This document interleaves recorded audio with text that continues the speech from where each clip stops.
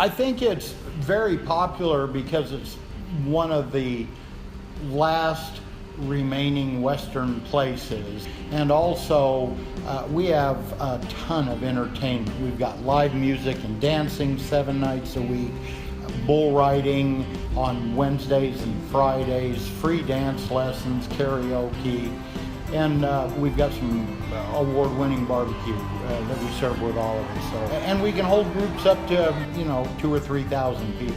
Well, what makes it so special to me is I purchased it in 1998. I had actually had a very full and rewarding career in law enforcement, and I actually retired as chief with the Maricopa County Sheriff's Office in 1998, and I was retired 9 whole days and thought I needed a hobby.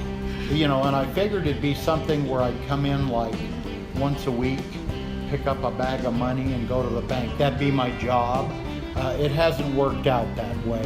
It's a very labor-intensive business, but I love it. You had asked, what my plans were, what I initially thought I would do when the arson fire occurred in Thanksgiving of 2015. My initial reaction was to close the doors. And when someone burns your place down, you kind of think, maybe they don't want me there, But there was such an outpouring from the community, from our customers, from the schools, from the town council, from our vendors, from everybody saying, you know what, you can't let the chip die. There was literally, we had to put a chain link fence up around the whole Buffalo Chip, but there was a line around that fence for 3 days. 3 days, people showing up, putting old boots, hats, flowers, banners, everything. That was number one. Number two, then the city council contacted me and said, you know what, Larry, we will fast track your permit process.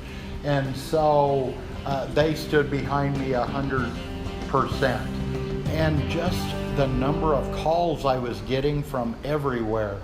Wisconsin, we're a Green Bay Packer establishment. There was nothing saved. The bottles melted, the chairs melted, the walk-ins. It took about 6 months to get through, even with the help of the town and everything. There's a lot more engineering goes into a building now with, fire sprinklers, burglar alarms, cameras, handicap access, building codes. So it took about 6 months with architects and engineers to get it laid out. We actually built it in 3 months and 20 days. Generally, I can tell you, we've got a bigger dance floor, we've got more eating tables. Well, we have a church that meets here every Monday morning at 9 a.m. And they were needing some things for their church. People were coming out by the droves wanting to donate things to rebuild the Buffalo Chip. Everybody wants their granddad's boots in here, their father's hat, or their pictures. So I let the church take a $25 donation, and so they got many Cave Creek heirlooms.